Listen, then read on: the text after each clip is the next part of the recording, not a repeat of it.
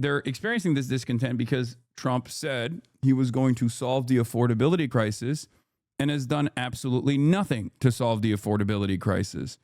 So if you channel that, and if you focus on that, I think you will absolutely see a lot more success, because Donald Trump personally went back on all of his promises, whether it be, ending the war that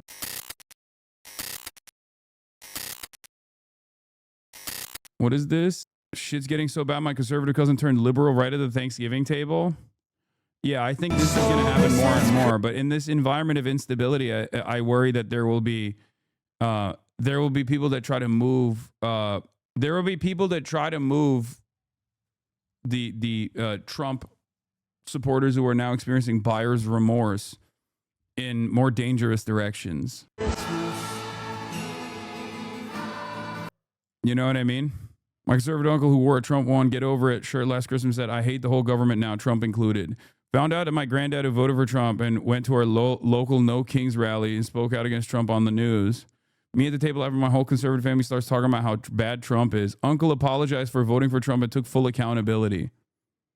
That's why I think this unique moment is where, Tucker Carlson and Nick Fuentes will be even more dangerous, because they are seen as like independent outsiders, truth tellers to different parts of the right-wing movement. And I think in that regard, when there's a lot of people who are looking for alternatives, they can provide a comfortable landing point for many of these guys, not realizing that the reason why you're experiencing this feeling, if you're a conservative who voted for Donald Trump, you're experiencing this anger and resentment because, Donald Trump is first and foremost invested in defending the interests of the super wealthy.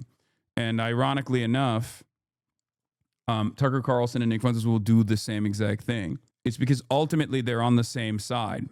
Maybe they're a little bit more extreme with their points of view on some of these issues, but I don't think a lot of people are experiencing buyer's remorse with Donald Trump because he's not, deporting enough migrants.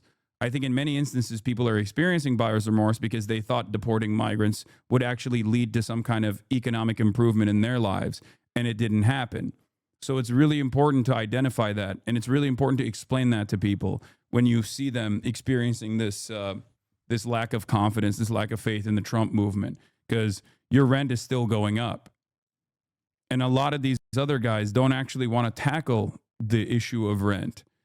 They're basically doing a more extreme argument of what Donald Trump was saying. Immigrants are the reasons why your rent is high, right? And if we deport enough immigrants, your rent will automatically go down. Okay, we're deporting a bunch of immigrants. Rent is still not going down. So it kind of feels like there's a different reason why rent is not going down, right? The low-hanging fruit to fix things is so obvious, and Trump gives money to Argentina. Yeah, I mean, there's also, there's the issue with healthcare. There's so many different economic issues. The problem is the Democrats, by and large, do not actually represent any of those issues, and certainly do not convincingly represent themselves as champions to tackle these issues. For some, because Trump is so bad in every aspect, for some it'll be because of the Epstein stuff, right? They'll say, I thought you were supposed to tackle the deep state, not reveal that you're firmly committed to defending the deep state, right? Like, there will be people that hate him on the Epstein shit. There will be some who might even think, well, I thought you were supposed to not go to, I thought you were supposed to not start wars, and now you're talking about starting a new war in Venezuela. There's going to be people like that too, right? But I think by and large, the biggest chunk of Trump voters that are experiencing discontent are experiencing it. They're experiencing this discontent because Trump said he was going to solve the affordability crisis and has done absolutely nothing to solve the affordability crisis. So if you channel that, and if you focus on that, I think you will absolutely see a lot more success, because Donald Trump personally went back on all of his promises, whether it be, ending the war that Israel was waging, the genocide in Gaza.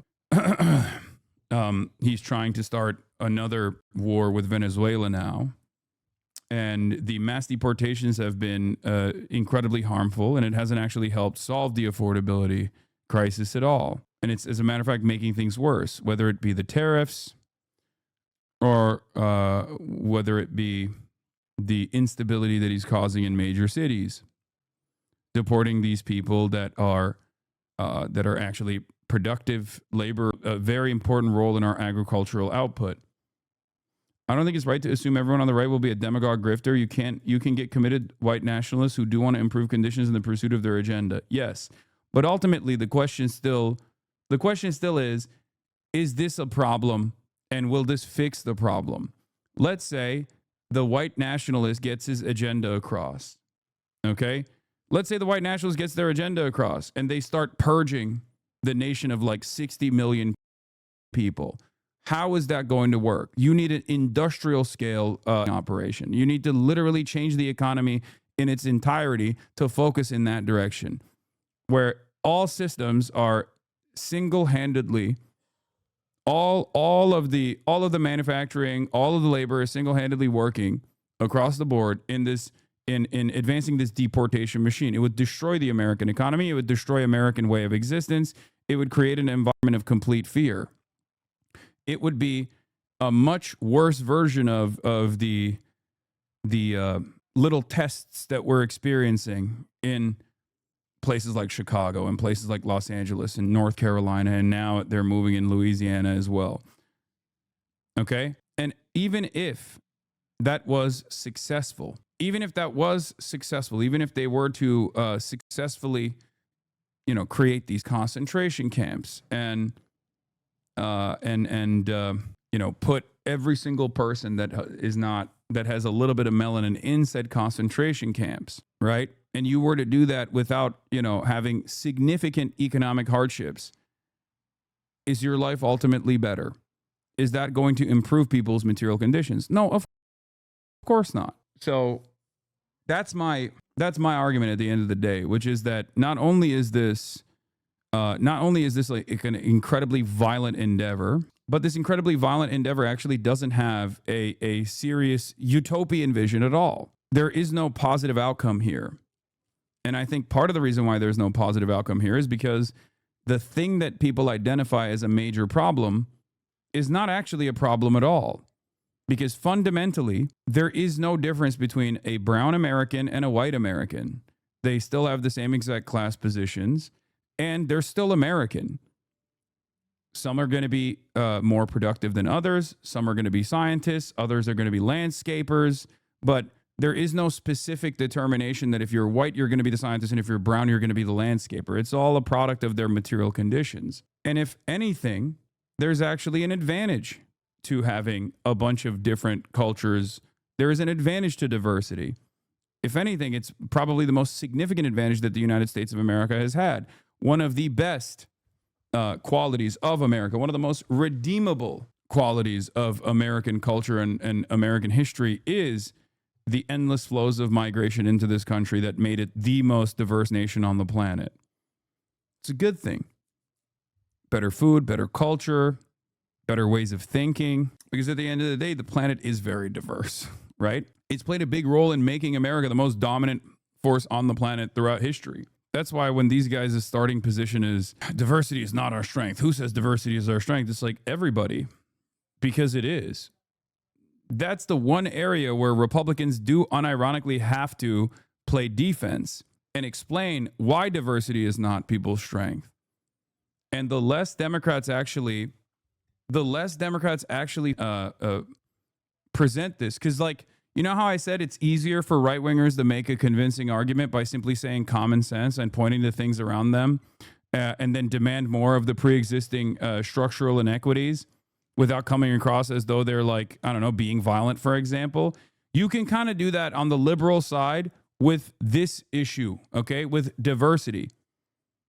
Because the established understanding is your neighbors are cool. Unless you live in an incredibly segregated neighborhood, especially if you live in cities or even if you live in rural parts of the country, you're still encountering, because America is such a diverse nation, you're still going to encounter people of different backgrounds. And And therefore, it's one of those, it is absolutely one of those points where liberals can simply go, what do you mean diversity is not our strength? It certainly is a good thing. Why is it a bad thing? Diversity of color but not experience or opinion. It's about conformity to elitism. No, diversity of all sorts is good.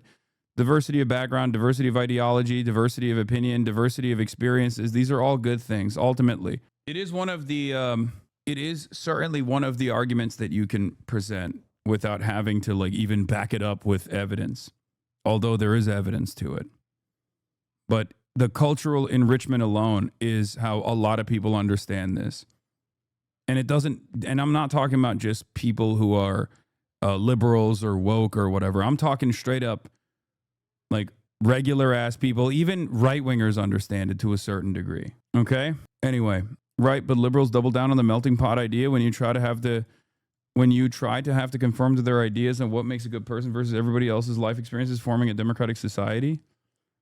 What do you mean? I don't fully understand that. I have a tinfoil take that the U.S. census has always favored white supremacy. Therefore, there's never been a true count of all the global majority demographics in this country. I don't know about that. All right. For the record, even diversity is a strength and it is an objectively good thing. And that is precisely the reason why you see racist right-wing rallies taking place, like the EDL rallies where people like defend England. Okay. And then after they're done with those rallies, they go and get a pint and curry. How are you going to sit around and say diversity is a horrible concept while simultaneously and demand that there is, we are devoid of said diversity, and then turn around and be like, yeah, it's time to get a proper curry, mate. It's so stupid. Anyway, let's get into this.